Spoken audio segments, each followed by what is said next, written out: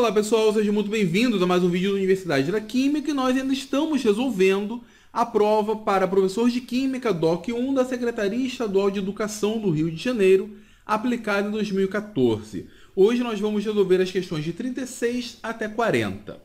A questão 36 é uma questão de eletrólise.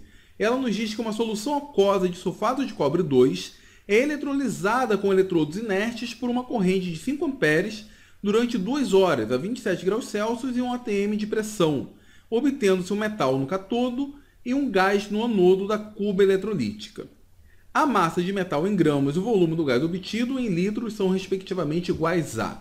Primeiro de tudo, a gente precisa saber o que está acontecendo aqui. Então, nós temos como sal o sulfato de cobre, e a partir do sulfato de cobre, o único metal que é possível ser obtido é o cobre metálico. Então, no catodo, nós temos a redução do cobre 2+, formando então o cobre metálico. Nesse processo, são necessários 2 mols de elétron para cada mol de cobre.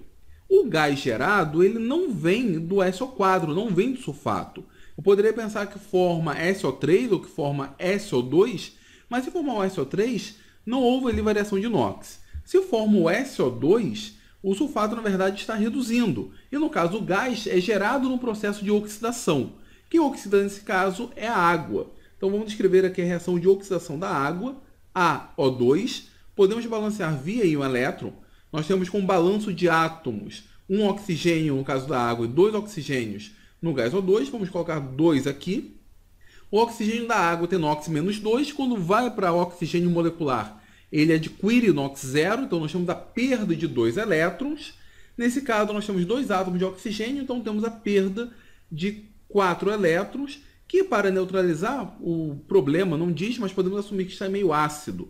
Então vamos colocar aqui mais 4H+. Aliás, não é para neutralizar, é para fazer o balanço de cargas, para que o lado dos reagentes tenha a mesma carga do lado dos produtos. Então aqui nós temos as duas reações.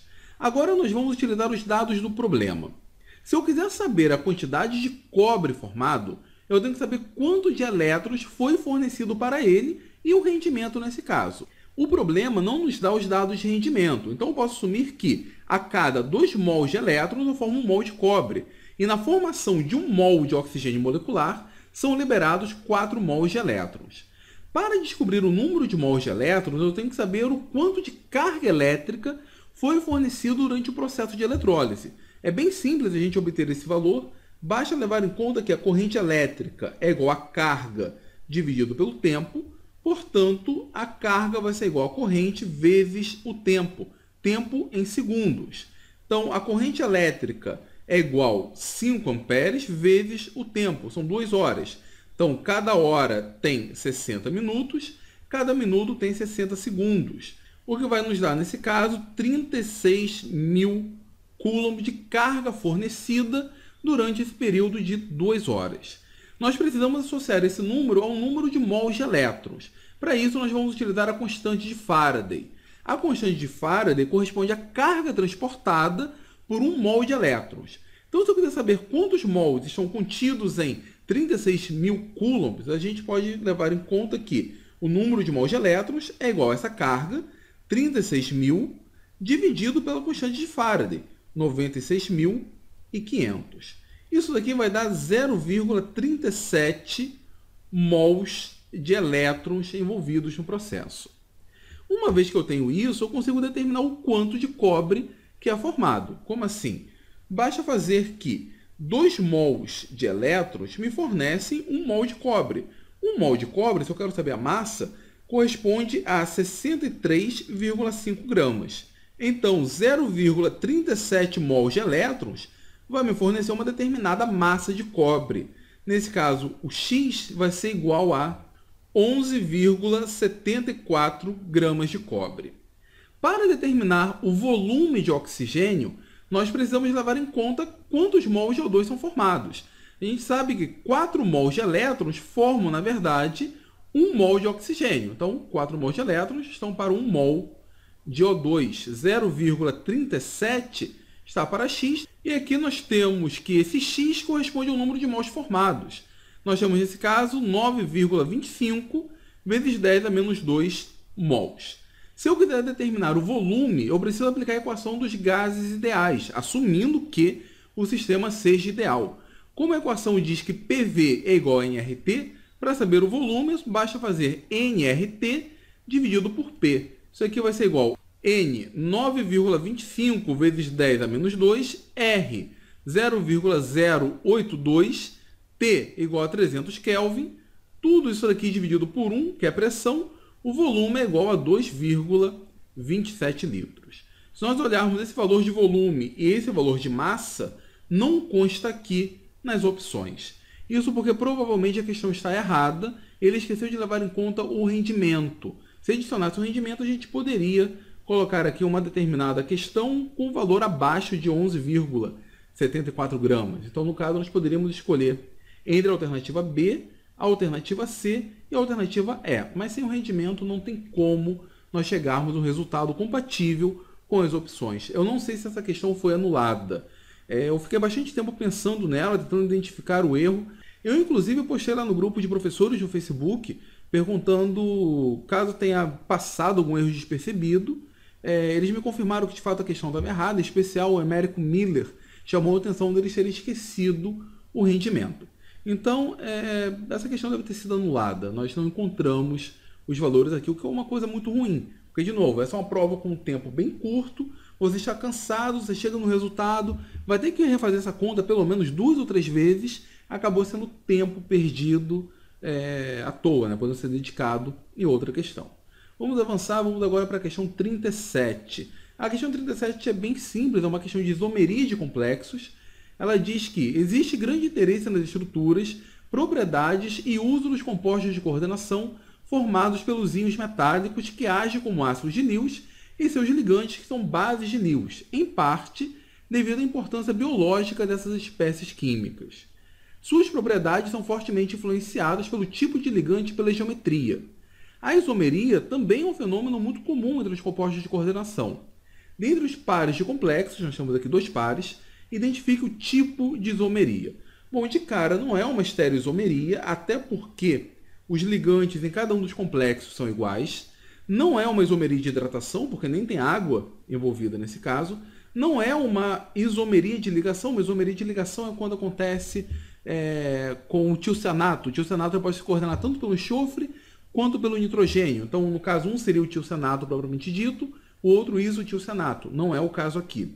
Não é isomeria de ionização, resta apenas isomeria de coordenação. Afinal, a única diferença é o seguinte: o centro metálico de um complexo, ele meio que troca a posição com o outro. Aqui o que está ligado à amônia é o cobre, e aqui é a platina. Aqui a platina está ligada ao cloro, e aqui que está ligado ao cloro é o cobre. A mesma coisa embaixo. Então aqui nós temos uma isomeria de coordenação. Bem simples essa questão. Podemos passar para a 38. A 38 também é uma questão discursiva, né? Sem conta, né? É muito mais uma questão conceitual. Um sal hidratado é analisado por gravimetria para determinação de sua composição. Inicialmente é aquecido até perder a água de cristalização, tornando-se um sal anidro. Em seguida, a temperatura é aumentada até ocorrer a decomposição térmica do sal.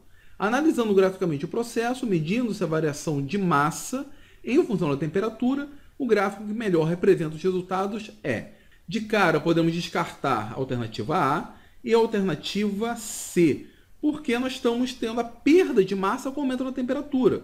E esses gráficos mostram o aumento da massa. Também podemos descartar a alternativa B, porque aqui mostra um processo contínuo, e aqui nós não temos um processo contínuo. Primeiro o sal é desidratado e depois ele decompõe. Nós temos pelo menos 2 processos ocorrendo. Também não é a alternativa D, porque nós temos situações onde o composto é estável em uma faixa de temperatura. É o gráfico padrão para esse tipo de análise. Então a alternativa correta é a alternativa E, porque aqui nós temos o sal hidratado, aumentamos a temperatura, ele é estável até uma certa temperatura, depois ele começa a perder águas de cristalização. Aqui nós temos o sal anidro, que é estável até uma certa temperatura, depois ele começa a se decompor, provavelmente um dos componentes é um gás, restando então o óxido, que estaria aqui neste último patamar. Então a alternativa E é a alternativa correta. Podemos passar para a 39. A 39 é uma questão de cinética e até que é bem fácil. A reação entre o monóxido de carbono e dióxido de nitrogênio cuja equação está representada a seguir, ocorre a 540 Kelvin. Nós temos aqui o CO mais o NO2, formando o CO2 mais o NO. A reação teve sua cinética estudada e os dados obtidos estão indicados abaixo. Aqui nós temos a concentração do CO, a concentração do NO2 e a variação da velocidade. Muito bem, vamos pegar aqui uma faixa onde a concentração do CO é fixa, seria a reação 1 e a reação 2, e notem aqui que a concentração do NO2 dobra. Quando a concentração do NO2 dobra, a velocidade da reação dobra. Então, isso mostra que a reação depende da concentração do NO2. Aliás, a velocidade da reação depende da concentração do NO2. Mas é uma dependência simples. Nós dobramos a concentração do NO2, dobramos a velocidade. Isso mostra, então, que essa é uma reação de ordem 1 em relação ao NO2. E em relação ao CO, vamos pegar aqui um ponto onde a concentração do NO2 é fixa, que seria a reação 1 e a reação 3. Aqui nós dobramos a concentração do CO e nós percebemos que a velocidade da reação também dobra. Então, temos de novo uma dependência simples em função do CO. A alternativa correta, portanto, é a alternativa B, onde mostra a dependência com a concentração do CO e com a concentração do NO2, tendo expoente 1 em cada caso. Então, essa é uma reação de ordem global 2, sendo ordem 1 em função de cada um dos reagentes. Podemos passar então para a última questão, essas aqui foram bem rápidas. A última questão já envolve radioatividade, mas isso também é bem simples. Ela diz que o netúnio 237 é um radioisótopo artificial, o primeiro dos elementos transurânicos obtido pela primeira vez em 1940 na Universidade de Berkeley. Pode ser encontrado como subproduto de reatores nucleares e da produção de plutônio e tem utilidade em aparelhos para detecção de nêutrons e como combustível nuclear. Seu decaimento radioativo envolve a emissão de 5 partículas alfa e 3 partículas beta. Após esta sequência de emissões, o átomo produzido pode ser representado por... Nós sabemos que a partícula alfa é o núcleo do átomo de hélio. Então, cada vez que uma partícula alfa é emitida, o núcleo pai ele acaba perdendo 4 unidades na massa e 2 unidades no número atômico.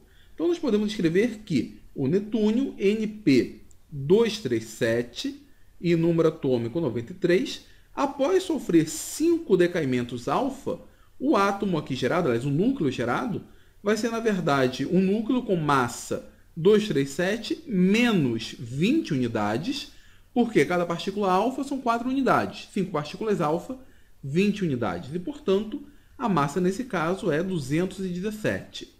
O número atômico vai ser 93 menos 10 unidades, afinal são 5 partículas alfa. Com isso, nós teremos como número atômico 83. Então, esse núcleo X aqui ele tem número atômico 83 e massa 217. Após isso, ele sofre 3 decaimentos beta. Uma partícula beta, na verdade, é um elétron.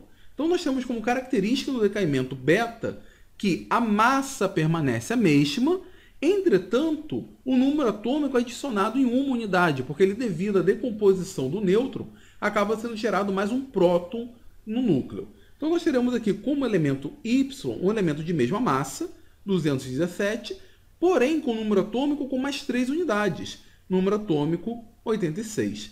Esse elemento aqui, na verdade, é o radônio, radônio 217. Essa, portanto, é a alternativa correta. Então, bem simples, conhecendo ali o básico de radioatividade, a gente consegue acertar essa questão.